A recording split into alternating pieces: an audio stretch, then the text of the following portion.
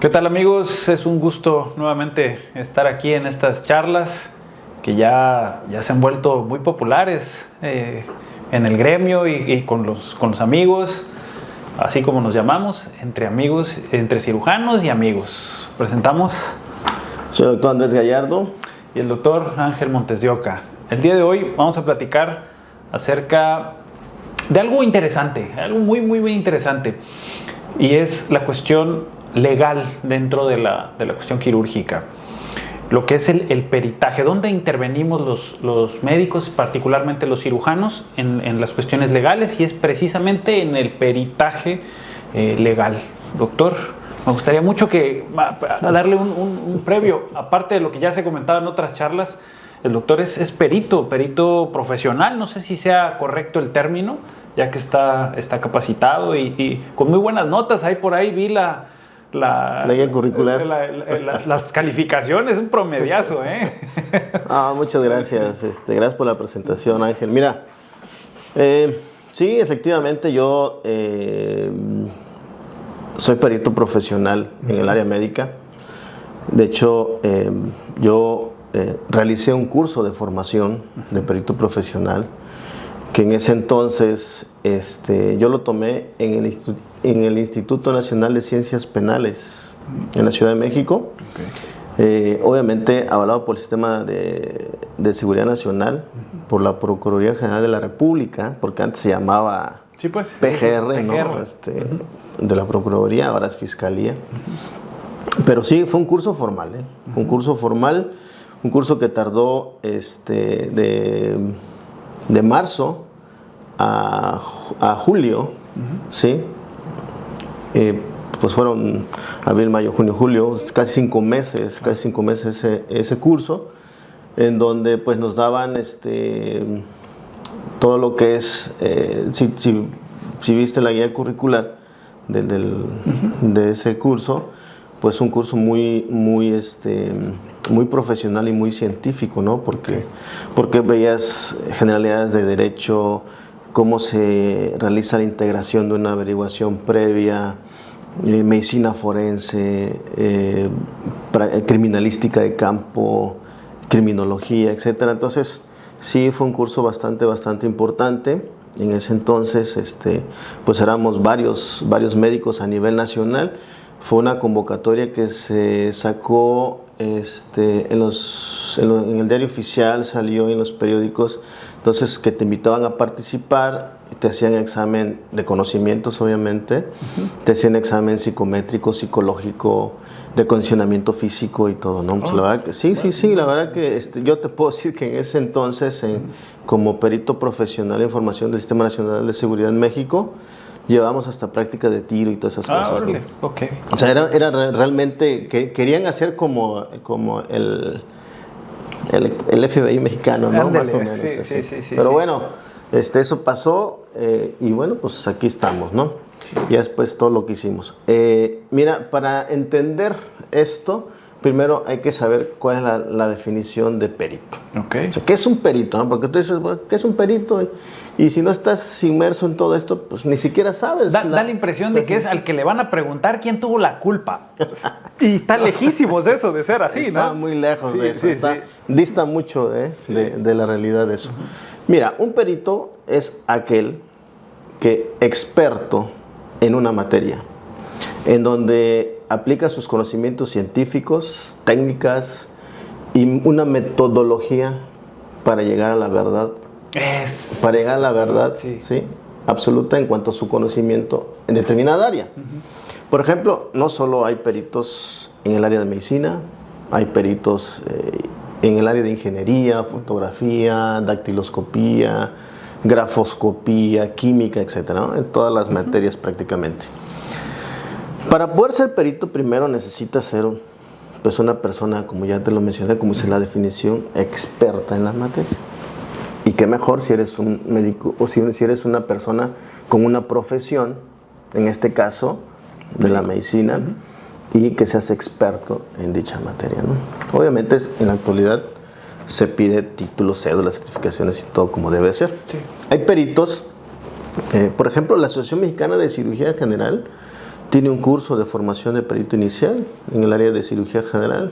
Creo que hasta la actualidad, si mal no recuerdo, la titular de esa área es la doctora López Gavito. Chiapaneca, ¿verdad? Chiapaneca, por cierto, sí, y que vive ahora creo que en Sinaloa, algo así. Entonces, eso es muy importante, ¿no? Que una asociación esté formando peritos. Pero aquí, ¿quién designa al perito? Eso es muy importante. Sí, claro. Eso es muy importante, ¿no? Y la designación de los peritos prácticamente está hecha por un juez. ¿Sí? Y así lo contempla el artículo 220 del Código de Procedimientos Penales. Entonces, el perito te sirve para eso, ¿no? Cuando existen conflictos entre dos partes y hay que llegar a una verdad, entonces ahí es donde interviene el perito, para decir, bueno, esta cosa, aplicando la técnica, la ciencia, arte, etcétera, y una metodología, te lleva a la realización de un dictamen. No es una opinión técnica, académica, porque eso lo puede hacer un colegiado, por ejemplo. Tú le pides a un colegiado, que te realice el análisis de algo, ¿verdad? Y te realizan una opinión técnica, ¿sí? Una opinión técnica médica. En cambio, si tú le dices a un perito, él te tiene que hacer un dictamen. Un dictamen es un peso jurídico, pues, por llamarlo así, ¿no? Así es. Pues fíjense que como platicaba hace rato, ¿no? A veces uno tiene la idea, el perito es el que le preguntas quién tiene la culpa y listo, ¿no? Sí. Pero ahorita lo que menciona, el análisis científico que se le tiene que aplicar bajo el principio de encontrar la verdad de X fenómeno, sí, implica partir del hecho de que ambas partes tienen una interpretación del fenómeno. Pero para poder llegar a la verdad, se tiene que pensar que uno podría estar equivocado en su percepción de la realidad para llevarnos a la verdad. Estoy hablando de principios meramente científicos, es cómo se entiende la búsqueda. Qué bueno que un peritaje lleve ese patrón. Lamentablemente, siempre tenemos la idea de que ese tipo de cosas son manipuladas. Lamentablemente, digo, vivimos en México y no se puede quitar del dedo el renglón de eso, ¿no? Pero qué bueno que sí haya profesionales con la ética suficiente y con la moral suficiente para poder emitir una opinión que tenga un peso jurídico, como lo menciona, ¿no? Sí, mira, yo te puedo decir, por ejemplo, eso que tú mencionaste, que si el perito a veces piensa, o la persona, o la otra parte piensa que está del lado de una o de otra persona. Precisamente la justicia se divide en procuración de justicia, que es en donde está el Ministerio Público, se inicia la averiguación previa, se hace todo el expediente, etcétera, etcétera, y dentro de esa procuración de justicia, ¿sí?, ambas partes, tanto como el acusado como la persona, la otra parte, tienen el derecho de aportar pruebas.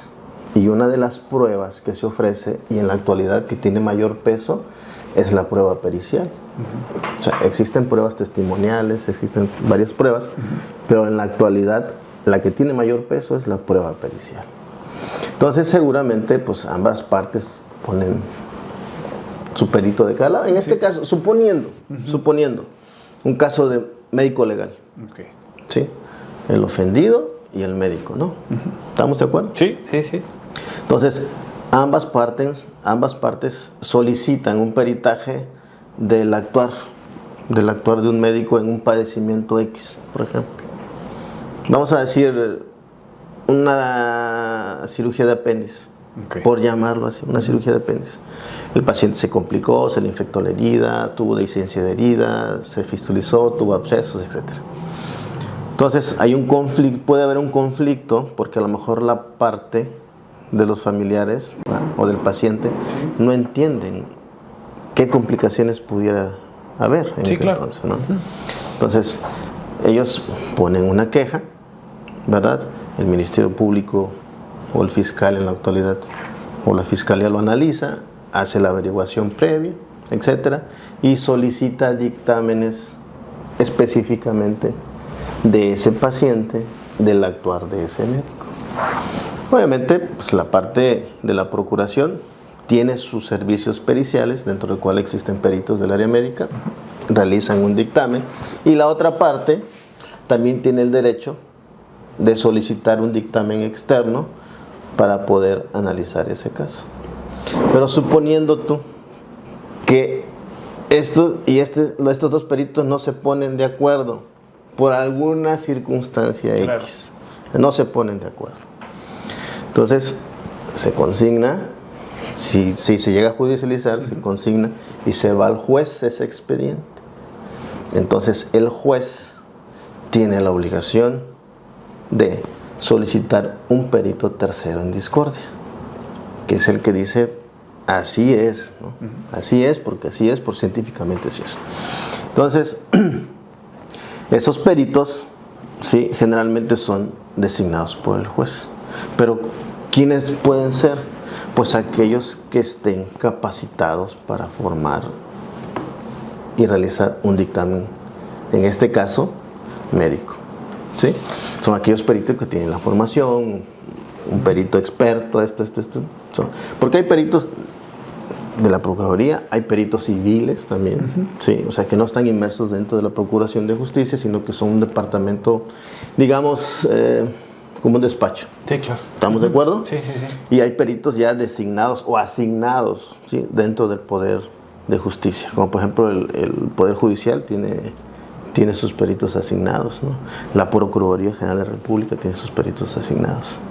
Entonces, es un medio que realmente, si no conoces, sí. piensas que no existe para empezar. Sí, ¿no? claro. Sí, fíjese que me llama mucho la atención porque cuando pasa un fenómeno en el que haya una diferencia de entendimiento y que lleve a una controversia, como lo llamó, ¿no?, el médico y el ofendido,